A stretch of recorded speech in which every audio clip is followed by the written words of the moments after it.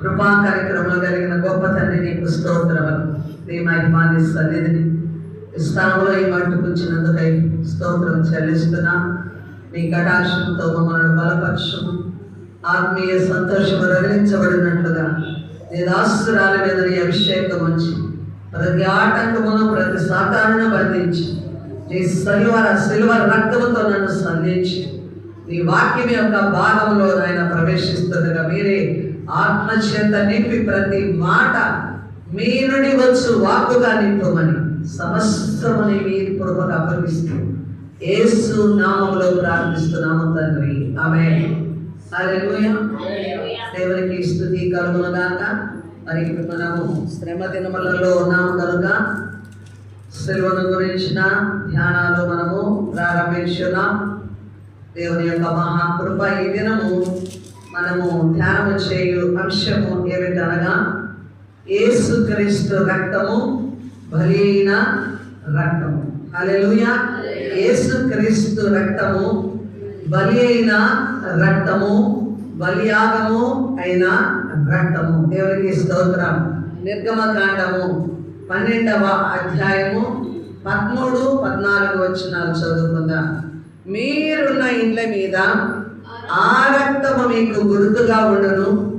నేను ఆ రక్తమును చూచి మిమ్మును నశింప చేయక దాటిపోయేదను.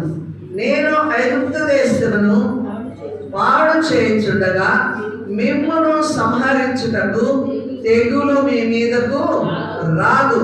కాబట్టి ఈ దినము చదవాల మీరు, ఈ దినము మీకు జ్ఞాపకార్థమైన దగును. మీరు యెహోవాకు పండుగగా దానిని ఆచరింపవలెను. దేవునికి స్తుతి కలుగును గాక. హల్లెలూయా. మరి ఈ లేఖన భాగంలో మనం గమనిస్తే ఐగుప్తు దేశమందు దేవుని కోపము చేత, దేవుని ఉగ్రతను బట్టి ఒక తీర్పు ఆ రాత్రి జరిగింది. ఆ తీర్పు ఏమిటంటే ఐగుప్తు దేశంలో ఉన్న ఐగుప్తుల యొక్క గుడారాలలో ప్రతి ప్రథమ సంతతి కూడా దేవుని యొక్క తెగులు చేత సంహరించబడుతుంది. అయితే ఇశ్రాయేలు ప్రజల గుడారము మీద ఆ తెగులు ప్రవేశించకుండా దేవుడు ఒక సూచన వారికి తెలియచేస్తున్నాడు. ఒక గుర్తును వేయవలసిందిగా తెలియజేస్తున్నాడు. ఆ గుర్తు ఏమిటంటే ఒక గొర్రె పిల్ల యొక్క రక్తమును వారి యొక్క ద్వారబంధముల మీద చేయాల గుర్తుగా వేయాలి. ఎప్పుడైతే ఆ రక్తము గుర్తుగా ఉండనో ఆ రక్తము యొక్క గుర్తును బట్టి ఈ యొక్క సంహార దూత వారి గృహముల మీదకి రాకుండా ఏమవునట, దాటి వెళ్ళును, దాటి వెళ్ళును. దేవునికి స్తోత్రం. హల్లెలూయా. అంటే వారిని మరణము నుండి తప్పించగలిగినది ఏమిటంటే గొర్రె పిల్ల రక్తము. దేవునికి స్తోత్రం. పాత నిబంధన కాలములో ఈ గొర్రె పిల్ల యొక్క రక్తము ద్వారా వారు మరణము నుండి విడిపించబడ్డారు. ఐగుప్తు దేశంలో ఆ రాత్రి మహాఘోష పుట్టిందంట. మహాఘోష పుట్టింది. ఎందుకు పుట్టింది? మహాఘోష ఎందుకు పుట్టింది? ఐగుప్తీయుల పిల్లలందరూ మరణించారు. పిల్లలే కాదు, వారి యొక్క ప్రథమ సంతతి అయినటువంటి ఆ పశువులు కూడా ఏమైపోయినాయి, మరణించాయి. కాబట్టి ఆ రాత్రి మహాఘోష ఎవరికి కలిగింది? ఐగుప్తీయులకు కలిగింది. ఇశ్రాయేలు ప్రజలకు ఏం జరిగింది? మహా సంతోషము జరిగింది. వారి రోదన ఒకవైపు వినబడుతుంది, వారి యొక్క ఘోష ఒకవైపు వినబడుతుంది. ఇశ్రాయేలు ప్రజలు మా దేవుడు మాకెంతగా రక్షించాడు, మమ్మల్ని ఎంతగా, మా గుడారములను ఎంతగా ఆ మరణము ఏర్పడి చేయకుండా దాని నుండి మమ్మల్ని విడిపించాడని ఎవరు ఆనందించారంటే ఇశ్రాయేలు ప్రజలు. అలాగే పాత నిబంధన కాలములో ఆయన క్రీస్తు యేసు ప్రభువు లోకంలోనికి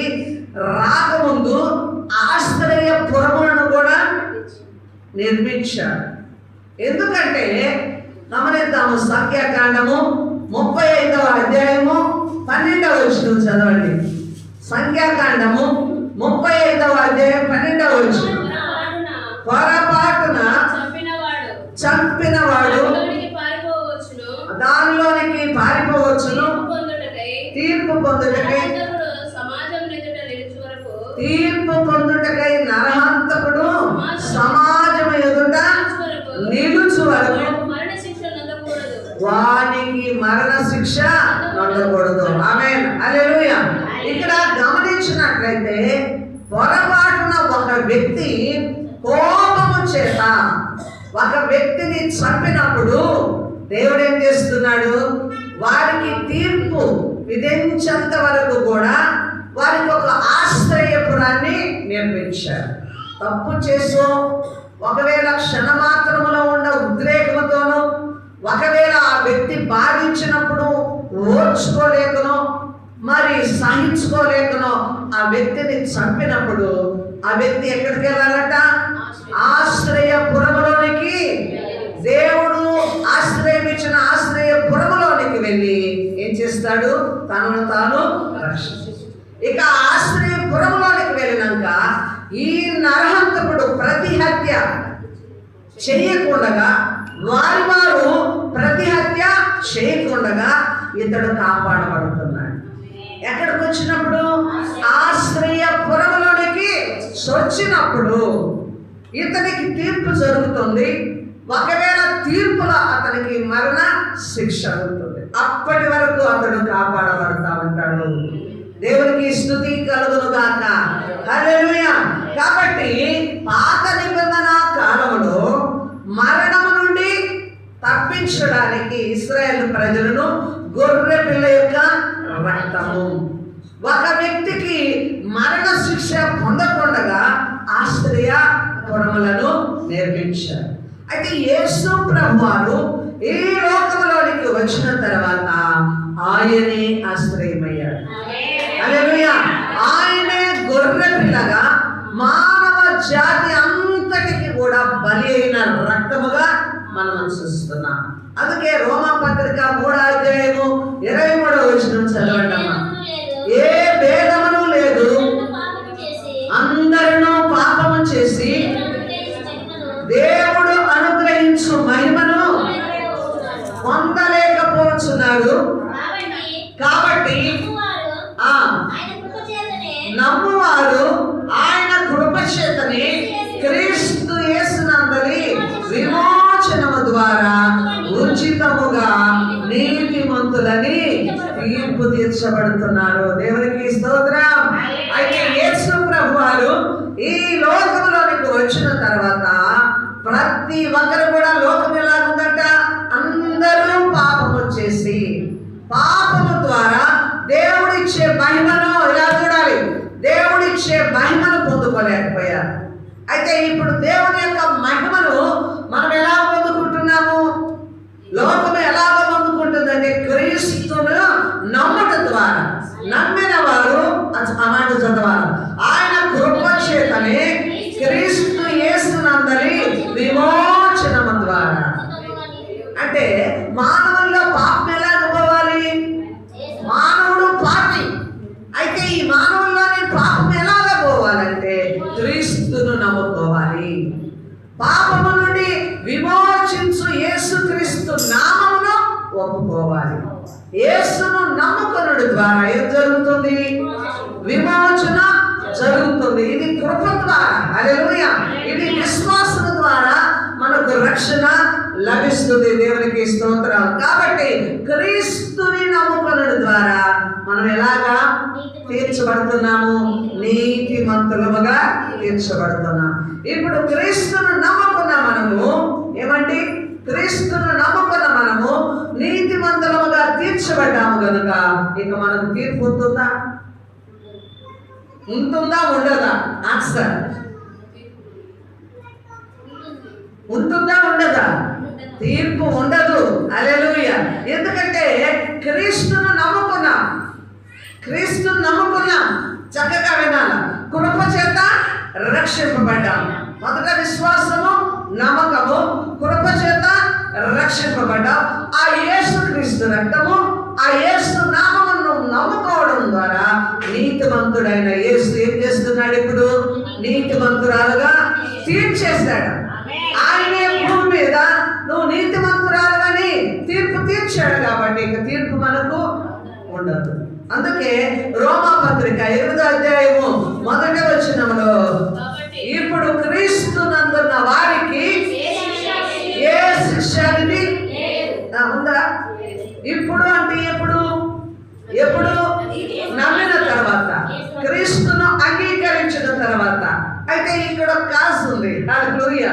క్రీస్తును నమ్ముకొని కూడా నువ్వు చెడ్డ పనులు చేయకూడదు. క్రీస్తును నమ్ముకొని కూడా క్రీస్తు లక్షణములు లేకుండా నువ్వు బ్రతకూడదు. క్రీస్తునందు నీ జీవితము ఉండాలి. క్రీస్తును పోలి నీ జీవితము ఉండాలి. హల్లెలూయా. క్రీస్తును నమ్ముకొని కూడా క్రీస్తునందు మనము ఏమండి అవిధేయులుగా, అవిశ్వాసులుగా, నామకార్థ భక్తిలో ఉంటే నీవు ఈ యొక్క నీతిమంతుడుగా అనిపించుకోలేదు. అంటే ఇప్పుడు ఏం చేయాలి? మనము నమ్మడమే కాదు, నమ్మిన మనము మన క్రియలను కూడా ఏం చేసుకోవాలా? సరి చేసుకోవాలి. మనము సంపూర్ణ విమోచనం పొందాము. నమ్ముడు ద్వారా ఏం జరిగింది? మనకు ఆ వచనాలలోనే ఏం జరిగిందండి? విమోచన జరిగింది. క్రీస్తు ద్వారా, ఆయన నామమును బట్టి, కృప ద్వారా. ఏమండి? కృప ద్వారా మనకేం కలిగింది? ఇప్పుడు నీతిమంతులముగా తీర్చబడ్డాం. పాత కాలంలో క్రియల ద్వారా, పాత నిబంధనలో క్రియల ద్వారా రక్షణ, క్రియల ద్వారా ఏమంటే విమోచన. ఇప్పుడు కృప ద్వారా విమోచన, కృప ద్వారా విమోచన. క్రీస్తును నమ్మిన నీకు యేసు నామముని కృపనిస్తుంది. కృప ద్వారా ఏం జరుగుతుంది? మనకు విమోచన జరుగుతుంది. హల్లెలూయా. అంటే మేము కృప పొందుకున్నాం, విమోచింపబడ్డాం, మా క్రియలు లేకపోయినా పర్వాలేదు అనుకోకూడదు. క్రియలు లేని విశ్వాసము ఏమంట? మృతమైనది. అంటే పాత నిబంధనలో మరణము నుండి తప్పించబడడానికి మనం ముందు ఇంకా సాగి వెళతాము. హల్లెలూయా. అయితే ఇక్కడ కృప ద్వారా మనము రక్షింపబడ్డాము. ఇక మనకేం లేదట? తీర్పు లేదు. యేసు ప్రభువారే నీతిమంతులని తీర్పు తీర్చారు. ఇప్పుడు మనం నీతిమంతులమైనప్పుడు అనీతి మనలో చూడండి, దుష్టత్వం మనలో ఉండకూడదు. ఎప్పటికి కూడా నీకు నువ్వేం గుర్తు తెచ్చుకోవాలి? ఏం గుర్తు తెచ్చుకోవాలి? నేను విమోచన పొందాను, నేను నీతిమంతురాలను. ఏం గుర్తు రావాలి? విమోచన పొందాను, క్రీస్తు నమ్ముకున్నాను కాబట్టి ఆ క్రీస్తు రక్తము, క్రీస్తు నామము నన్ను నీతిమంతులు. ఇప్పుడు మనమేమి? నీతిమంతులము. హల్లెలూయా. నీకు నీవు ఏం గుర్తు తెచ్చుకోవాలి? నేను నీతిమంతులను. అప్పుడు మనం నీతిమంతులం అనుకున్నప్పుడు, మనం పరిశుద్ధులం అనుకున్నప్పుడు, మనము విశ్వాసులమని మనలో మనం అనుకున్నప్పుడు ఇతరమైనవి మనము చేయలేము. అవునా కాదా? చేయలేము. దేవునికి స్తోత్రం. అందుకే హెబ్రీ పత్రిక 9వ అధ్యాయం 14వ వచనం చూద్దాం. హెబ్రీ పత్రిక 9వ అధ్యాయము 14వ వచనం. నిత్యుడగు ఆత్మ ద్వారా తన్ను తాను దేవునికి నిర్దోషిగా అర్పించుకున్న క్రీస్తు యొక్క రక్తము నిర్జీవ క్రియలను విడిచి జీవము గల దేవుణ్ణి సేవించుటకు మీ మనస్సాక్షిని ఎంతో ఎక్కువగా శుద్ధి చేయును. హల్లెలూయా. చూడండి, మరి మన మనస్సాక్షి మనము నీతిమంతులంగా ఎలాగ తీర్చబడతామంటే చూడండి, ఇక్కడ చదవాలా? నిత్యుడగు ఆత్మ ద్వారా. హల్లెలూయా. దేవుని ఆత్మ ఎలాంటిది? నిత్యమైన ఆత్మ. హల్లెలూయా. మన క్రియలను సరి చేసేది ఏమిటంటే నిత్యమైన ఆత్మ ద్వారా తన్ను తాను దేవునికి నిర్దోషునిగా అర్పించుకొనినా. దేవుని ఎదుట యేసు ప్రభు వారి లోకములో ఉండి కూడా ఆయన ఎలాగ తీర్చబడ్డాడు? నీతిమంతునిగా తీర్చబడ్డాడు. ఇప్పుడు ఆ రక్తం ఏం చేస్తుంది? మనల్ని ఆ నామమును ఒప్పుకొని క్రీస్తును వెంబడిస్తున్న నీకు క్రీస్తు రక్తం ఏం చేస్తుంది? ఈ లోక సంబంధమైన నిర్జీవ క్రియలను విడిచిపెట్టినట్లుగా చేస్తుంది. దేవునికి స్తోత్రం, హల్లెలూయా. మరి నిర్జీవ క్రియలను విడిచిన తర్వాత ఏం జరుగుతుంది? మన మనస్సాక్షి ఏమవుతుంది? ఎంతగానో శుద్ధి చేయబడుతుంది. ఏమండి? ఎంతగానో శుద్ధి చేయబడుతుంది. మన పూర్వీకులు వారికి దేవుడు దేని ద్వారా వారిని నీతిమంతులుగా తీర్చాడంటే వారి మనస్సాక్షిని బట్టి. ఇప్పుడు మనము నీతిమంతులుగా తీర్చబడాలంటే మన మనస్సాక్షిని ఏది శుద్ధి చేయాలా? క్రీస్తు రక్తము. యేసు రక్తము ఏం చేస్తుంది? నీ మనస్సాక్షిని శుద్ధి చేస్తుంది. యేసు రక్తం ఎందుకు నీ మనస్సాక్షిని శుద్ధి చేస్తుందంటే నీతివంతమైన రక్తం కాబట్టి నిన్ను శుద్ధి చేస్తుంది. కాబట్టి యేసు రక్తము మన కొరకై బలి అయిన ఆ రక్తము మనకు నిత్యము ఆశ్రయమనిచ్చే రక్తము. హల్లెలూయా. నిత్యము ఆశ్రయమనిచ్చే రక్తము, నిత్యము మనల్ని భద్రపరిచే రక్తము. హల్లెలూయా. ఆ నిత్యత్వములోనికి నడిపించేంత వరకు కూడా ఈ క్రీస్తు రక్తము నిన్ను కాపాడుతుంది. అక్కడ పస్కా దినమున పాసోవర్ అంటే దాటి వెళ్ళుట. ఇశ్రాయేల్ ప్రజల గుడారములలో నుంచి మరణము దాటి వెళ్ళడానికి గొర్రెపిల్ల రక్తము. ఒక వ్యక్తి మరణ శిక్ష పొందకుండా తనను తాను కాపాడుకోవడానికి ఆశ్రయపురములు. స్టార్టింగ్ లో మనము చర్చి స్టార్ట్ చేసినప్పుడు ఆశ్రయపురముల గురించి చెప్పాను. దేవునికి స్తోత్రం, హల్లెలూయా. ఆశ్రయపురముల గురించి చెప్పాను. దేవునికి మహిమ కలుగును గాక. అయితే ఇప్పుడు ఆశ్రయం ఏమిటి? నీకు ఆశ్రయమైనది ఏమిటంటే యేసు రక్తము. యేసు రక్తమును ఆశ్రయిస్తాము. దేవునికి స్తోత్రం. కొన్ని మార్లు మన బలహీనతలో యేసు రక్తము అని మనము కొన్ని మార్లు చెప్పిన వెంటనే ఏమవుతుందని నూతన శక్తి వస్తుంది కదా, నూతన ధైర్యము వస్తుంది. యేసు రక్తమునకు అంత పవర్ ఉంది. హల్లెలూయా. అంటే నెంబర్ 1 ఇప్పుడు నీకు ఆశ్రయం ఇచ్చేది క్రీస్తు రక్తము. ఈ క్రీస్తు రక్తము నిన్ను నీతిమంతులుగా చేస్తుంది. ఈ క్రీస్తు రక్తము నీతిమంతమైనటువంటి మనస్సాక్షిని నీకు ఇస్తుంది. నీ మనస్సాక్షిని శుద్ధి చేస్తుంది. అప్పుడు నీతిమంతురాలుగా ఉంటావు. హల్లెలూయా. నీ నీతి దేవుని సన్నిధానంలో పోయినాక తేటపడేది కాదు. అర్థమవుతుందా? మీకు తీర్పుందా లేదంటే చాలా మంది మనం సందేహంతో ఉన్నాం. దేవునికి స్తోత్రం. క్రీస్తు నందు ఉన్న వారికి శిక్ష లేదు. క్రీస్తులో నీవుంటే శిక్ష లేదు. శిక్ష నుండి తప్పించబడ్డావు, ఉగ్రత నుండి తప్పించబడ్డావు, మరణము నుండి తప్పించబడ్డావు. ఇప్పుడు జీవంతో ఉన్నావు. ఇప్పుడు నీవు నీతిమంతురాలి. ఇప్పుడు నీవు నీతిమంతుడివి. ఆ సర్టిఫై మనం ఇక్కడే పొందుకోవాలి. హల్లెలూయా, హల్లెలూయా. దేవునికి స్తోత్రం. ఇంకా చూద్దాము. ప్రకటన గ్రంథము 1వ అధ్యాయము 6వ వచనం చదవండి. ప్రకటన గ్రంథము తన రక్తము వలన మన పాపముల నుండి మనలను విడిపించిన వానికి మహిమయు ప్రభావమును యుగయుగములు కలుగునుగాక. ఆమేన్. ఆయన మనలను తన తండ్రి యొక్క దేవునికి ఒక రాజ్యముగాను యాజకులుగాను చేసెను. ఇదిగో ఆయన మేఘాలుడై వచ్చుచున్నాడు. ప్రతి నేత్రం ఆయనను చూచును. ఆయన పొడిచిన వారిని చూచెదరు. రాజులందరూ ఆయన చూచి రొమ్ము కొట్టుకుందరు. అవును, ఆమేన్. దేవునికి స్తోత్రం.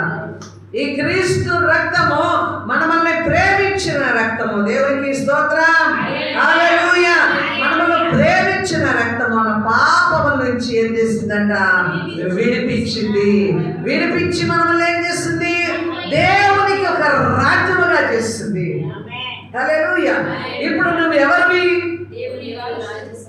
నువ్వెవరివి? దేవుని రాజ్య సంబంధివి. నువ్వెవరివి ఇప్పుడు? దేవుని యాజకులు. హల్లెలూయా. పాత నిబంధన కాలంలో యాజకులకు ఒక ప్రత్యేకత ఉంది. యాజకులు ప్రజలకు మధ్య, దేవునికి మధ్య నిలిచేవారు. అయితే ఇప్పుడు ప్రతి విశ్వాసి కూడా యాజకులే. యాజక వస్త్రములు నువ్వు తొడుక్కొని ఉన్నావు. యాజక వృత్తి నువ్వు చేస్తున్నావు ప్రజల పక్షమున ప్రార్థించడానికి.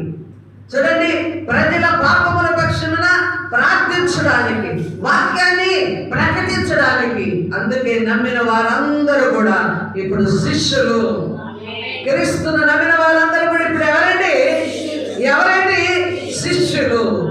దేవుని రాజ్యం ఎక్కడుంది? వెరీ గుడ్, నాలో ఉంది.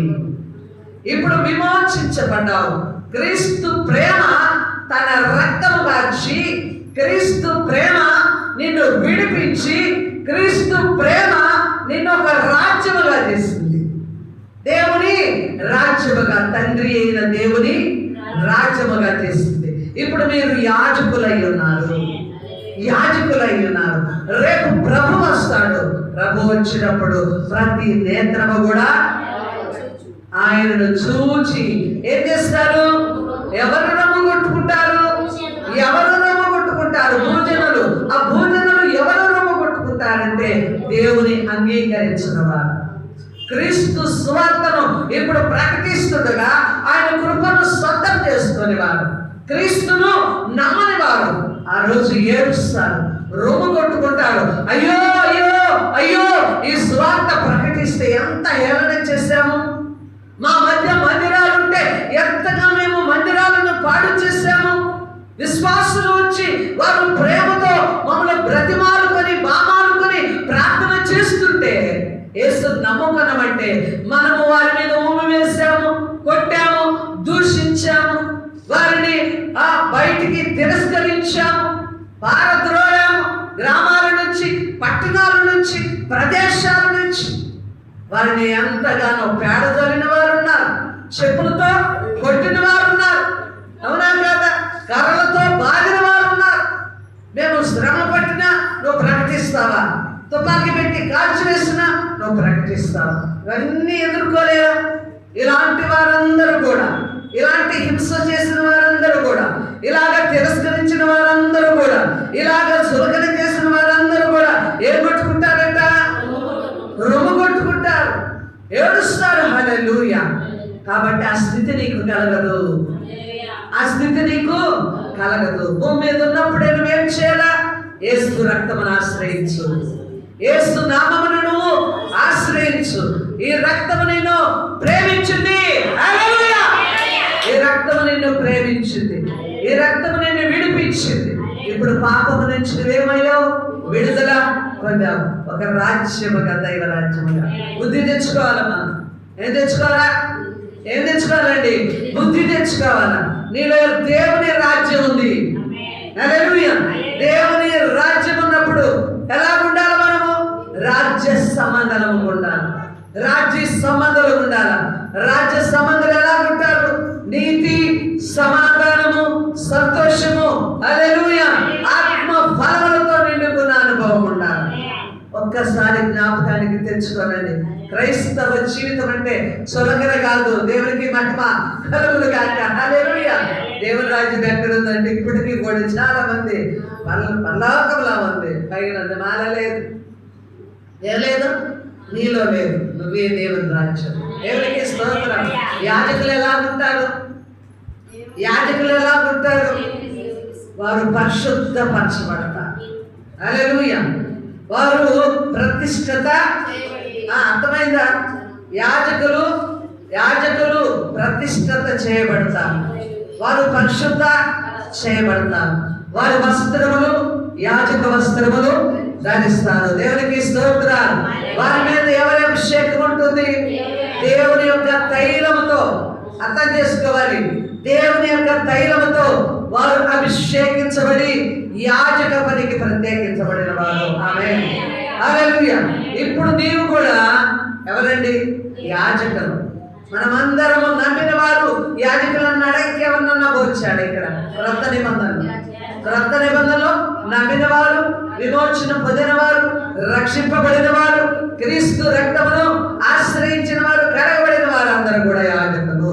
ఇప్పుడు మనం ఎలా ఉండాలి? ప్రతిష్టత జరగాలి, ప్రత్యేకింపబడాలి, పరిశుద్ధత మన మీద నిండుకొని ఉండాలి. దేవుని యొక్క తైలము, ఆత్మాభిషేకము మన మీద ఏం జరగాల? నింపబడాలి. ఆమేన్. హల్లెలూయా. ఒక్కొక్కరు ప్రతిష్ఠత చేయబడి, ప్రత్యేకింపబడి, పరిశుద్ధత నింపబడి, ఆత్మాభిషేకముతో కూడిన తైలము మీ మీద పోయబడింది. యాజక వస్త్రములు, పరిశుద్ధ వస్త్రములు ధరించుకుంటే ఎంత మహిమ మందిరం నిండుకుంటుంది. వాక్యాన్ని చదువుతున్నాం, వాక్యాన్ని బోధిస్తున్నాం, వాక్యాన్ని వింటున్నాం, కానీ వాక్యం యొక్క అర్థం మన జీవితాల్లోకి అప్లై చేసుకోవడం. ఈరోజు ప్రతి ఒక్కరు కూడా, రక్షణ పొందిన ప్రతి ఒక్కరు కూడా మీరు యాజకులు. ఎవరండి? యాజకులు. యాజకులు ప్రజల కొరకై ప్రతిష్టత చేయగలరు. మీ మనస్సంతా కూడా దేని మీద ఉండాలా? లోకములో నశించిపోయే వారి మీద ఉండాలి. వారి పాపముల మీద మీ ప్రార్థన ఉండాలి. వారిని రక్షించుకోవడానికి వారి పక్షమున మధ్యవర్తిత్వం ఎవరు నిలవాల? విశ్వాసి. దేవునికి స్తుతి కలుగును గాక. హల్లెలూయా. అయితే మొదటిది ఆశ్రయమించి కాపాడే రక్తము, రెండవది ప్రాయచిత్తార్థమైన రక్తము. నిర్గమకాండము 30వ అధ్యాయము 10వ వచనం చదవండి. నిర్గమకాండము 30వ అధ్యాయము 10వ వచనం. మరియు అహరోను సంవత్సరమునకు ఒకసారి ప్రాయచిత్తార్థమైన పాప పరిహారార్థ బలి రక్తము వలన దాని కొమ్ముల నిమిత్తము ప్రాయచిత్తము చేయవలెను.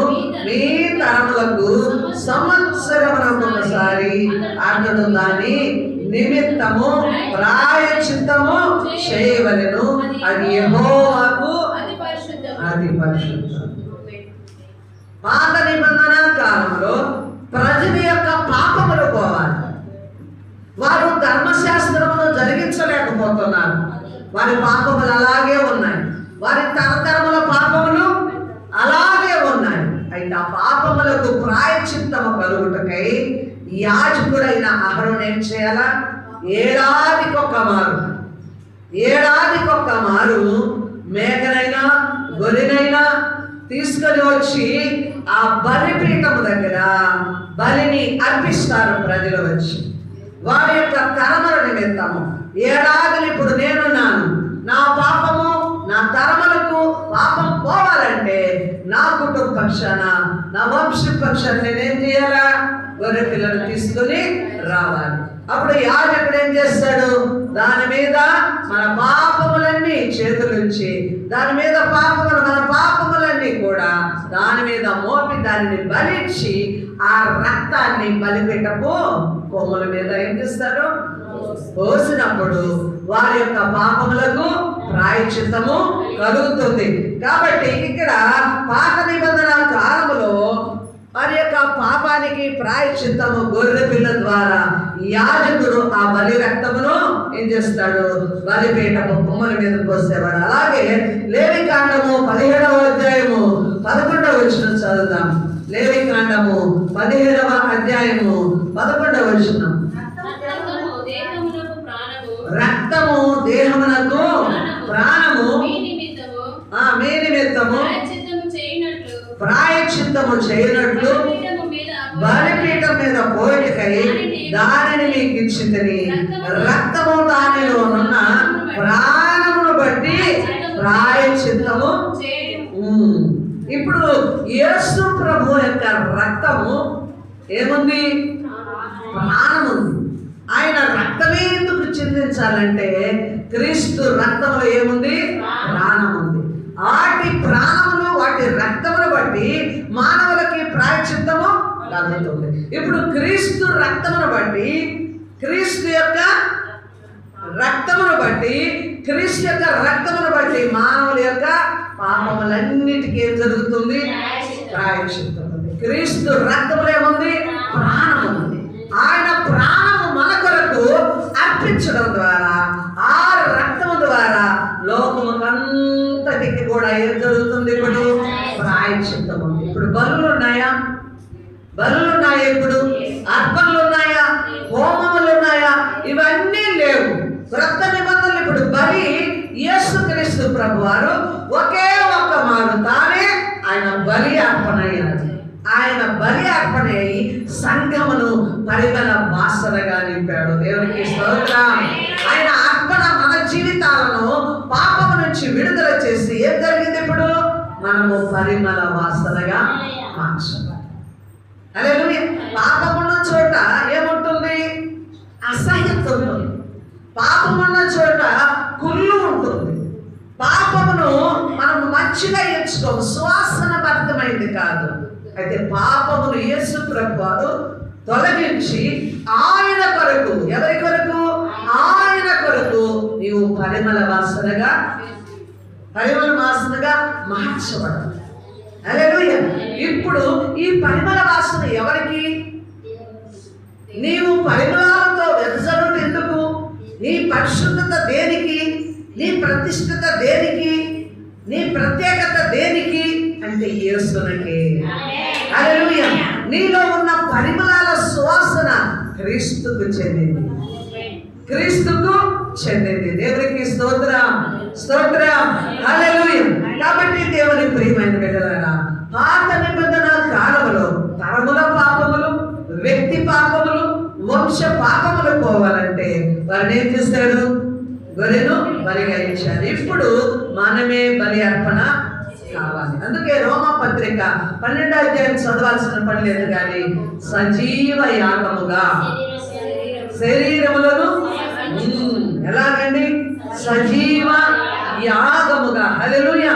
అంటే బ్రతికి ఉన్నప్పుడే నువ్వు యాగము చేయబడాలి. ఎవరికి యాగము కావాలి?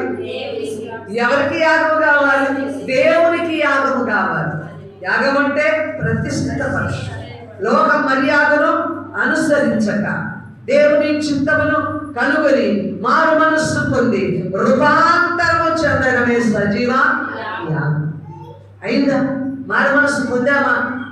దేవుని చింతము జరిగిస్తున్నామా? రూపాంతర కార్యము జరిగిందా? జరిగిందా? దేవునికి స్తుతి కలుగునుగా.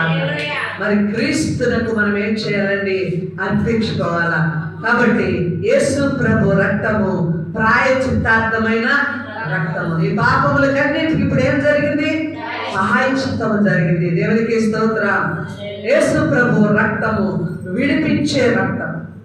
యేసు ప్రభు రక్తం విడిపించే రక్తం. దేని నుంచి? చెర నుంచి విడుదల చేసే రక్తం.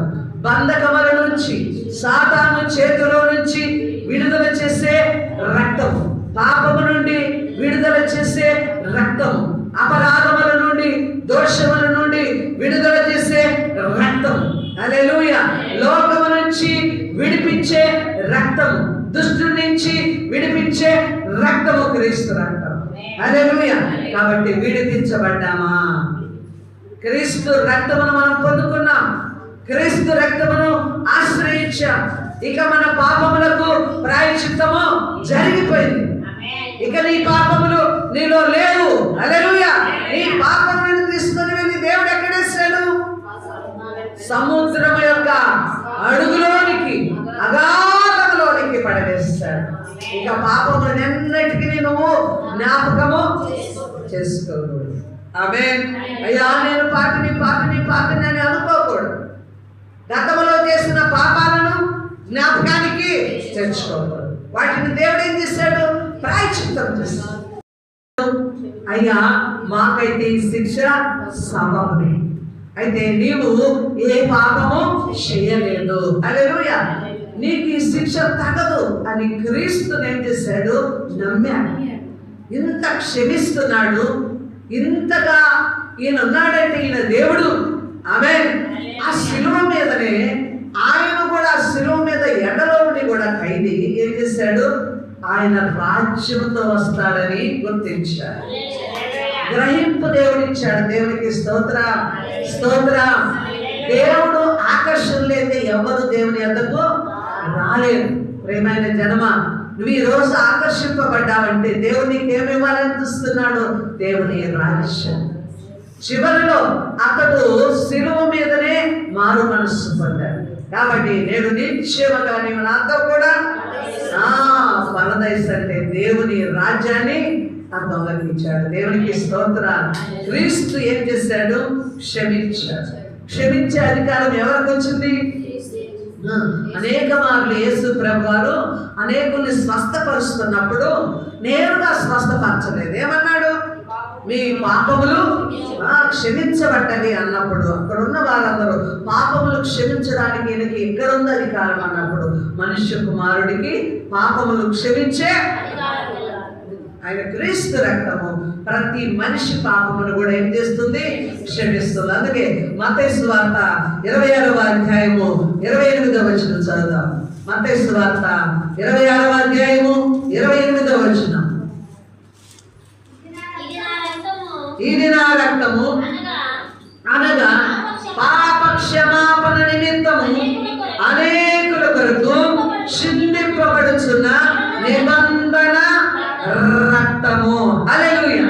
చిందింపబడిన అన్నాడా? చిందింపబడుచున్న అన్నాడు. బడుచున్న రక్తము. దేవునికి స్తోత్రం. అంటే ఆయన సిలువకు అప్పగించక మునుపు ఆ రాత్రి ఏం చేశాడు? శిష్యులతో ఆయన రొట్టెను విరిచాడు. దేవునికి స్తోత్రం. హల్లెలూయా. విరిచి ఈ రక్తము నా రక్తము అనేకుల కొరకు పాప క్షమాపణ నిమిత్తమై చిందింపబడుచున్న రక్తము, అనేకుల కొరకు చిందింపబడుచున్న నిబంధన రక్తము. హల్లెలూయా. ఏ రక్తం ఇది? నిబంధన రక్తము. దేనికి నిబంధన? పాపములను క్షమించుటకు ఒక నిబంధన క్రీస్తు రక్తం. హల్లెలూయా. చెప్పండి కొడతావా? దేవునికి స్తోత్రం, స్తోత్రం. అందుకే నువ్వు ఎన్ని సంవత్సరాలు మందిరానికి వచ్చినా, ఎంత వాక్యము విన్నా, క్రీస్తు రక్తమును ఆశ్రయించకుండగా, యేసు నామమును అంగీకరించకుండగా, మారు మనస్సు కలిగిన బాప్తిస్మము పొందకుండగా నీవు ఉన్నట్లయితే ఈ క్రీస్తు రక్తము నిన్ను క్షమాపణ లేదు. అంటే నువ్వు క్షమించబడలేదు. మారు మనస్సు పొంది బాప్తిస్మం తీసుకున్న తర్వాత ఈ రక్తము నీలో ఉన్న పాపాలన్నిటినీ క్షమించి నిన్ను నీతిమంతురాలుగా చేరుస్తుంది. క్రీస్తు రక్తము క్షమాపణనిచ్చే రక్తము. ఎఫెసీ 1వ అధ్యాయము 7వ వచనం చదువుదాం. ఎఫెసీ పత్రిక 1వ అధ్యాయము 7వ వచనం. 7వ వచనం. దేవుని కృపా మహిమైశ్వర్యమును బట్టి ఆ ప్రియుని యందు ఆయన రక్తం వలన మనకు విమోచనము అనగా మన అపరాధములకు క్షమాపణ మనకు కలిగి ఉన్నది. హల్లెలూయా. దేవునికి స్తోత్రం. మన పాపములకే కాదు, మన అపరాధములకు కూడా ఏం చేస్తుందో దేవుడు క్షమాపణ ఇచ్చేస్తాడు. క్రీస్తు యేసునందు ఆయన ప్రేమ యొక్క మహిమైశ్వర్యము చొప్పున మనకు విమోచనము కలిగింది. మన అపరాధములను కూడా దేవుడు ఏం చేస్తాడు? క్షమించున్నాడు. దేవునికి ఇస్తుంది కలుగునుగా. ఇంకా చూద్దాము. లూకాసు వార్త 24వ అధ్యాయము 46వ వచనం. లూకాసు వార్త 24వ అధ్యాయము 46వ వచనం. శ్రమపడి 3వ దినమున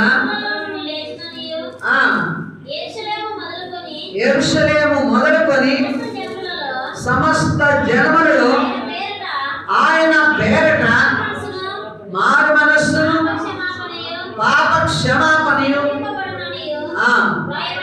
రాయబడి ఉన్నది. ఆమేన్. హల్లెలూయా. క్రీస్తు శ్రమపడి 3వ దినమున మృతులలో నుండి లేచుననియు యెరూషలేము మొదలుకొని సమస్త జనములలో ఆయన పేరట, ఎవరి పేరట? యేసు నామం పేరట ఏం కలుగునట? మారు మనస్సు కలుగును. ఈ మారు మనస్సు నీకేమిస్తుంది? పాప క్షమాపణ ఇస్తుంది. క్రీస్తు యేసు ప్రభువారు శ్రమపడి రక్తము కార్చి ఆయన మరణించి మృతులలో నుండి ఎందుకు లేచాడంటే నీకు మారు మనస్సు పాప క్షమాపణ ఇవ్వడానికి. ఆమేన్, హల్లెలూయా. ఇప్పుడు మన పాపములు క్షమించబడ్డాయా? క్షమించబడ్డాయి. ఇప్పుడు మనము నీతిమంతులముగా తీర్చబడ్డామా? తీర్చబడ్డాం. ఇప్పుడు మనం ఎవరిని? దేవుని రాజ్యం. ఇప్పుడు మనం ఎవరిని? ఇప్పటి వరకే విజ్ఞాపనం. ఈ హద్దులు దాటి బయటికి వెళ్ళి మనకో నేను యాజకుడని ఎవరన్నా అనుకుంటాడా? హల్లెలూయా, దేవునికి స్తోత్రం. యాజకులకు ఒక టీవీ ఉంటుంది, ఒక దర్పం ఉంటుంది. హల్లెలూయా, మీకు తెలుసో తెలియదు. దేవునికి స్తోత్రం. ప్రజల మధ్యలోనికి మేము వస్తున్నప్పుడు, దేవుని మందిరంలో నిలిచినప్పుడు, దేవుని మందిరంలో మేము ప్రవేశిస్తున్నప్పుడు దేవుడిచ్చిన డిగ్నిటీ, అధికారం, తేజస్సు, మహిమ, హల్లెలూయా, ఆ కెపాసిటీ యాజకులలో ఉంటుంది. ఆ దర్పాన్ని, ఆ డీసెంట్ని మెయింటైన్ చేస్తాం. హల్లెలూయా. ఇప్పుడు ప్రతి విశ్వాసి యాజక వస్త్రములు ధరించినప్పుడు నువ్వు వెళ్ళే మార్గాలలో, నువ్వు వెళ్ళే ప్రజల మధ్య నువ్వు నివాసం చేసే పాపము అంటే నీ పాపము నువ్వు తెలుసుకోవాలి. నాలో పాపం ఉందని నువ్వు తెలుసుకోనప్పుడు పశ్చాత్తాపం వస్తుందా? నీకు పశ్చాత్తాపం వస్తుందా? పాపము ఉందని తెలుసుకున్నప్పుడే ఆ పాపమును బట్టి దేవుని దగ్గర ఏడుస్తాం, కన్నీరు కారుస్తాం. ఆ ఏడుపు, ఆ కన్నీరు, ఆ పశ్చాత్తాపం ఏం చేస్తుంది? నేను శుద్ధి చేస్తుంది. పశ్చాత్తాపం నేను ఏం చేస్తుందంటే దేవుని దగ్గర నుంచి క్షమాపణ, తర్వాత నీ హృదయానికి నెమ్మది. పశ్చాత్తాపం వల్ల నీ హృదయము శుద్ధి చేయబడుతుంది. హల్లెలూయా. కాబట్టి క్షమాపణ అన్నది రావాలా. అందుకే యెషయా గ్రంథము 55వ అధ్యాయము 7వ వచనం చదవండి. యెషయా గ్రంథము 55:7. భక్తిహీనులు తమ మార్గమును విడవలెను, దుష్టులు తమ తలంపులను మానవలను, వారు యెహోవా వైపు తిరిగిన యెడల ఆయన వారి యందు జాలిపడెను, వారు మన దేవుని వైపు తిరిగిన యెడల ఆయన బహుగా. క్షమాపణ అంటే ఏంటి? ఇప్పుడు మన పాపములు క్షమింపబడ్డాయా అంటే అందరము క్షమించబడ్డాయి అన్నాం. అంటే క్షమించబడ్డాయన్న దానికి రుజువు ఏమిటంటే చెప్పాలి. ఇప్పుడు చదవండి. భక్తిహీనులు తమ మార్గమును విడవవలెను. పాపం క్షమాపణ పొందేవాడు ఏమడకూడదు? భక్తిహీనత ఉండకూడదు. భక్తిహీనతలో ఏముంటుంది? అవిశ్వాసం ఉంటుంది, అవిధేయత కూడా ఉంటుంది. హల్లెలూయా. భక్తిహీనత, దుష్టులు తమ తలంపులు. ఇప్పుడు పాప క్షమాపణ పొందిన మనము, క్రీస్తునకు దాసులమైన మనము, దుష్టమైన తలంపులు, భక్తిహీనతతో కూడిన మార్గాల వల్ల ఉన్నాయా లేవా? ఉన్నాయా లేవా? మీరే చూసుకోవాలా. చాయిస్ మీకే. దేవునికి స్తోత్రం. వినబడిందా? భక్తిహీన మార్గాల వల్ల ఉండకూడదు. దుష్టమైన మీకు తెలుసు బాగా, దుష్టమైన తలంపులు మనలో ఉండకూడదు. ఇంకా చదవాలి.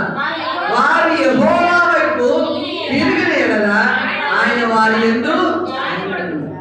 ఇవన్నీ విడిచి ఎవరి వైపు తిరగాల? దేవుని వైపు తిరిగితే దేవుడు జాలిపడును. వారు మనది దేవుని వైపు తిరిగిన యెడల ఆయన బహుగా. మనలో ఉన్నవన్నీ క్షమాపణ రావాలంటే వాటినన్నిటిని విడిచి అయ్యా నువ్వే దిక్కు. ఇప్పుడు ఏమనుకోవాలి మనము? అయ్యా నువ్వే దిక్కు, నువ్వే మా దేవుడు. హల్లెలూయా. మా హృదయాన్ని శుద్ధి చేయి, మా తలంపులను శుద్ధి చేయండి పూర్ణముగా. ఇంకా దేవుని మీద మనస్సుగా దేవుని తట్టు తిరిగితే నువ్వు ఎలా క్షమించబడతావు? ఇక నీ మీద పాపములన్నవి ఉండవు. క్రీస్తు రక్తము కడగబడ్డాలే, నేను బాప్తిస్మములో పాల్గొనాలే, గల్లలో చెయ్యేస్తున్నాలే, ఆ నిబంధన రక్తము నన్ను దేవుని రాజ్యానికి తీసుకుని వెలుగుతులేని దుష్ట మార్గాలు, దుష్ట తలంపులు, భక్తిహీనత కలిగి దేవుడు లేని జీవితం జీవిస్తూ ఇక్కడికి వచ్చినప్పుడు ఏ నేత బయటికి వెళితే బయట నేత, రెండు నేతలు నువ్వు నేయడము నైపుణ్యము కలిగి ఉంటే దేవుని దగ్గర ఈ తోకలు జాగ్రత్త. దేవునితో నడిచే వారు ఎవరైనా సరే, నేనైనా సరే, కూర్చొని వింటున్న నీవైనా సరే, సరి చేయబడిన హృదయమే దేవుని హత్తుకొని ఉంటుంది. ఆమేన్, ఆమేన్. కాబట్టి దేవుని ప్రజలమైన మనము యాజక వస్త్రాలు ధరించుకోవాలి. దేవునికి స్తోత్రం, హల్లెలూయా. అందుకే ఇర్మియా గ్రంథం 3వ అధ్యాయము 14వ వచనం చదవండి. ఇర్మియా గ్రంథము 3వ అధ్యాయం 14వ వచనం. భ్రష్టులైన పిల్లలారా తిరిగి రండి, నేను మీ యాజకుడును, ఇదే యెహోవా వాక్కు. ఒకరిగాను ఒకానొక కుటుంబంలో నుండి మిమ్మల్ని తీసుకొని నాకు ఇష్టమైన కాపరులను మీకు నియమిస్తాను. వారు జ్ఞానముతోను వివేకముతోను మిమ్మల్ని ఏలుదురు. మీరు ఆ దేశంలో